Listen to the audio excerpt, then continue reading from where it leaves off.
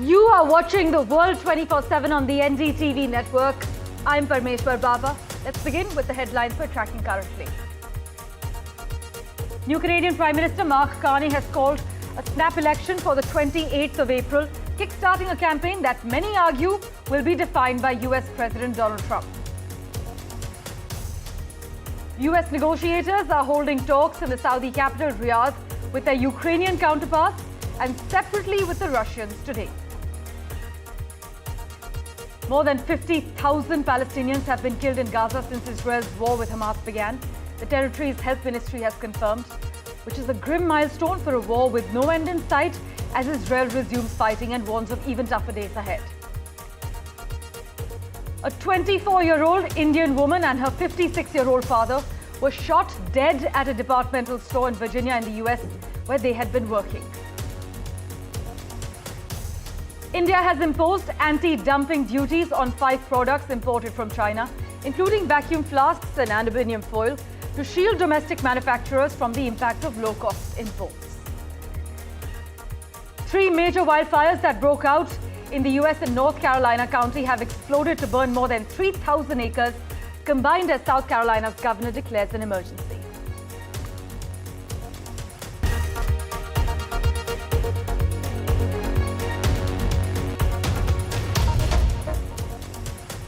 And well, our big focus, US and Ukrainian officials resume ceasefire negotiations in Saudi Arabia as a top US envoy voiced optimism for a breakthrough while repeating multiple Kremlin talking points. Now, these talks mark the latest test of Washington's approach to Kyiv. Ukraine has agreed to a US-led temporary truce, but in interviews over the weekend, US Special Envoy Steve Witkoff called Ukraine a false country and praised Russian President Vladimir Putin and dismissed concerns that Moscow might be emboldened by a deal in Ukraine and invade other European nations.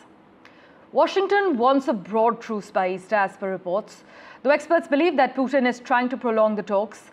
In fact, the Russian delegation in Saudi Arabia include technical people who can ensure that the talks are not rushed. This is what a Russia-based analyst has pointed out as well. But for further clarity, joining us from Washington, D.C., Daniel Block. Daniel, as always, thank you so much for making time for us. At this point, can a ceasefire agreement truly hold, given the deep mistrust between Russia and Ukraine and the ongoing escalation in military action? Are you optimistic about the outcomes from these talks in Saudi Arabia? I am not.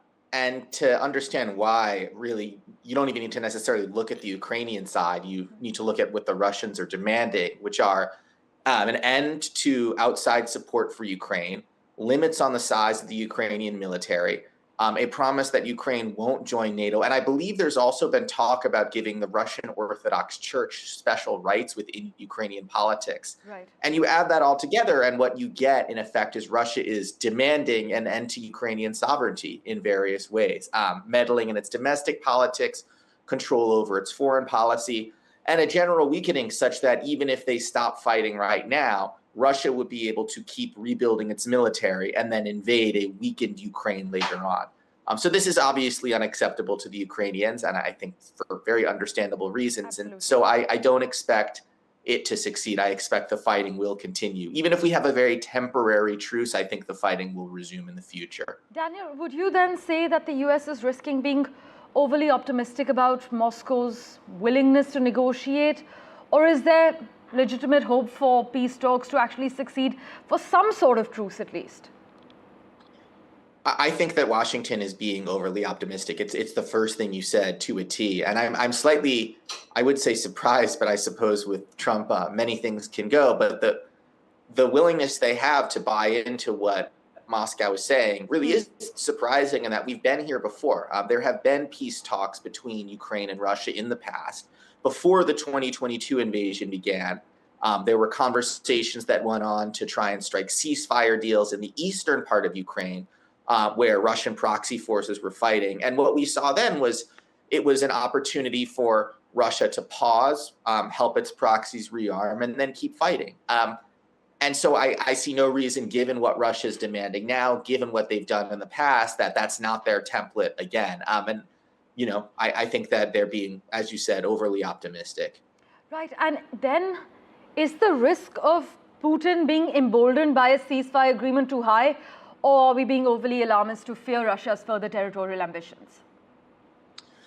It's a good question. And I don't think anyone really knows the answer for sure. You know, if this works, will Russia attack, say, one of the states in the Baltics? Will he attack Poland? But I think we don't want to find out. We have seen Russia be quite aggressive to other countries in the past, even if it's not lobbing missiles at them. You know, it will interfere in the elections of other states. I think I remember a story about them kidnapping a police officer from Estonia. So this is a person, a president who we know has dreams of resurrecting the Soviet Union. He's basically said as much, or at least dreams of resurrecting the Russian Empire from the 19th century. So I don't think you necessarily want to find out if he'll be emboldened or not and go further. But, you know, I suppose we may find out. Well, Daniel, as always, thanks so much for making time for us and joining us with your views. We will, of course, revert to you for regular updates as these peace talks proceed. But there was an attack on Kyiv ahead of ceasefire negotiations in Saudi Arabia. In fact, 3 people, including a 5-year-old child, were killed and 10 others were injured in Russia's latest drone strike. Russia launched 147 drones across Ukraine, according to the Ukrainian Air Force, and Ukrainian air defenses shot down 97 and 25 others didn't reach targets due to Ukrainian countermeasures, is what they've said. With that, let's turn our attention now to Canada, where the new Prime Minister Mark Carney has moved to dissolve Parliament and trigger a snap election on the 28th of April. The widely anticipated decision kicks off an election race less than 2 weeks after Mr. Carney took up his post, succeeding Justin Trudeau at a time of soaring tensions with the United States. Just listen in to what Mark Carney had to say. There is so much more to do to secure Canada, to invest in Canada, to build Canada, to unite Canada. That's why I'm asking for a strong, positive mandate from my fellow Canadians. I've just requested that the Governor-General dissolve Parliament and call an election for April 28th. And she has agreed. I'm asking Canadians for a strong, positive mandate to deal with President Trump and to build a new Canadian economy that works for everyone. Because I know we need change. Big change. Positive change. You see, my generation was fortunate. For us, there were more opportunities and life was more affordable. You had to work hard, but you could get ahead. That was the bargain. But for the generations that have followed, they're working just as hard or even harder than we did. But they're struggling to pay the rent, to put groceries on the table, and to save for their kids' education. My colleague Maha Siddiqui joins us live from Vancouver at the moment with a quick update. Maha, as always, thanks so much for making time for us.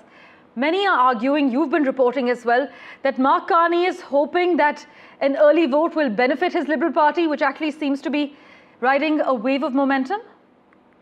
That's absolutely correct. And if you look at some of the opinion polls, Parmeshwar, at the moment, and one that was conducted by Ipsos and Global News here, it shows that the Liberal Party is now 6 points ahead of the Conservatives. This is a remarkable comeback for a party that was for almost over 6 months lagging behind the Conservatives, and it was almost certain that they would have lost the elections. But now they are fighting fit, it appears. And also, if you look at the same opinion poll, it appears that Mark Carney has a higher approval rating than Pierre Poilievre. This is just one of the opinion polls, but even other opinion polls are giving them a neck-and-neck chance with the Conservatives. So clearly, this is a moment that Mark Carney wanted to capitalize on. And also, he is pretty much untested in the political arena. He's just been a prime minister for 10 days right now. And in the 10 days, he's made all the right moves that he believes will assure the public, assure the Canadians that he is the person who can deliver, especially when there are threats of economic subversion as well as annexation threats coming from the US, from US President Donald Trump. He is a banker. He has been the governor of Bank of Canada, of Bank of England. And at the moment, when there is a tariff threat, trade war with the US. Many see him as the man of the moment or for the moment.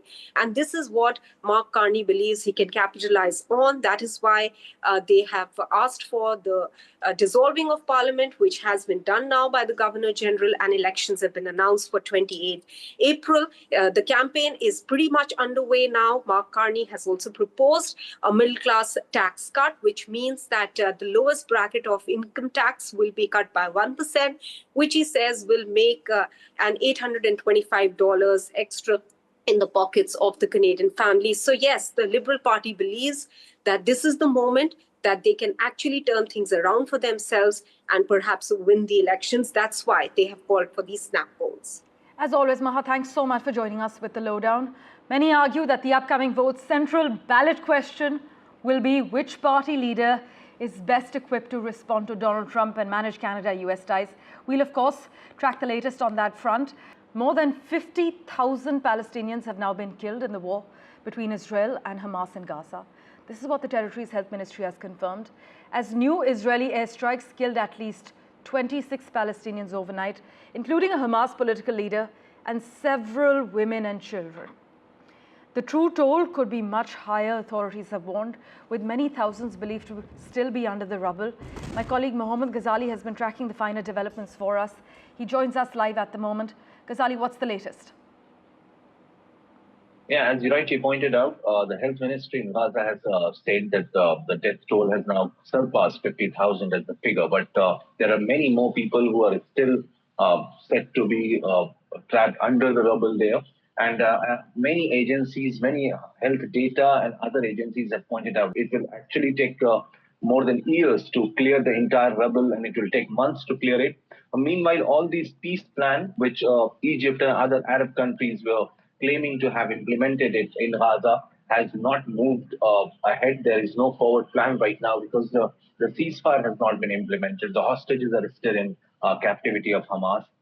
Israel continues to attack, carry out the aerial strikes inside the Gaza Strip. Similar strikes operations are happening in West Bank as well. So it doesn't look like that how from this point, both the Arab countries, the mediators, the Hamas and Israel will move forward, because had it been so, the second phase of ceasefire could have been implemented. But US, Egypt and Qatar are pressurizing both the parties to sit for negotiation, to move beyond and accept the second part of the ceasefire, asking Israel to completely withdraw from the Gaza Strip. But Israel has declined to refuse to do so. Meanwhile, Hamas claims that until Israel withdraws from the Gaza Strip, hostages will not be released. So we'll have to see that how from here onwards, when it looks like a dead block, that nobody is inching or moving behind on their claims and counterclaims. We'll have to see that how US manages to put both sides on table or other mediators. But meanwhile, a very sad story coming out that the casualties are increasing every day, every hour for the last 5-6 days since Israel has announced that it will not accept the ceasefire, or the ceasefire has collapsed. Attacks have continued every hour in Gaza Strip, bringing out all those pictures of kids and women getting killed, most of them being kids and women who have been killed in these attacks. Ghazali, as always, thank you so much for joining us with that crucial update. Well, to the US now, where a 24-year-old Indian woman and her 56-year-old father were shot dead at a departmental store in Virginia where they had been working. In fact, the shooting took place on Thursday, shortly after the store in Accomack County opened. Police have arrested one person for the double murder. The person arrested is a man called George Frazier Devon Wharton, who's a 44-year-old. He has been arrested for the double murder. According to reports, the accused had reached the store early on Thursday morning and asked to buy liquor. He asked why the store was shut at night. He then happened to open fire at the father-daughter duo, and while Pradeep Patel died on the spot, his daughter Urmi succumbed to her injuries at the hospital. An Indian man and his daughter were killed in a double murder, and the police have arrested one person for this double murder. And let's turn our attention now to the wildfires that are burning in the US. More than 25 million people across 10 states in the United States are under red flag warnings for the threat of wildfires. Much of the fire threat stretches across the central US, but parts of the southeast are also under an elevated risk. 3 major wildfires that broke out in one North Carolina county, still recovering from Hurricane Helene, by the way, have exploded to burn more than 3,000 acres, combined as South Carolina's governor declares an emergency in response to a growing wildfire in the Blue Ridge Mountains. Switching tracks, India has imposed anti-dumping duties on 5 products imported from China. This includes vacuum flasks and foil to shield domestic manufacturers from the impact of low-cost imports. Now, these measures implemented by the Central Board of Indirect Taxes and Customs aim to curb unfair trade practices and ensure a level playing field for Indian industries. What are the affected products? Well, they include soft ferrite cores that are used in electric vehicles, chargers and telecom devices. Also, a key chemical in water treatment has now been a part of the anti-dumping duties. In fact, resin as well, paste resin, which is used in manufacturing plastic-based products, has also been affected. This decision comes after investigations revealed that certain Chinese products were being exported to India at prices below normal market prices, negatively affecting local producers. So, the imposition of these duties is expected to provide relief to Indian manufacturers that have been struggling with cheap imports, undercutting their market prices. Well, news and updates continue in a moment, right after this very short break. Do stay tuned.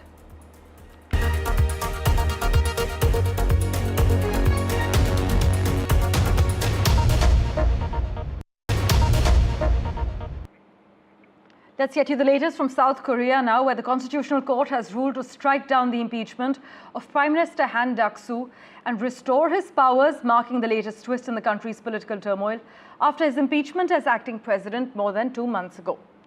Han took over as acting leader from President Yoon Suk-yeol, who was himself impeached over his short-lived declaration of martial law just last year. By the way, in other news, Usha Vance, US Vice President J.D. Vance's wife, will travel to Greenland this week as US President Donald Trump clings to the idea of a US annexation of the strategic semi-autonomous Danish territory. The delegation will return to the US on the 29th of March. The White House National Security Advisor Mike Waltz and the Energy Secretary Chris Wright will also travel to Greenland, visiting a US military base in Greenland. You must note that Trump has made US annexation of Greenland a major talking point since taking office for a second time, and has said that it will become part of the US one way or the other.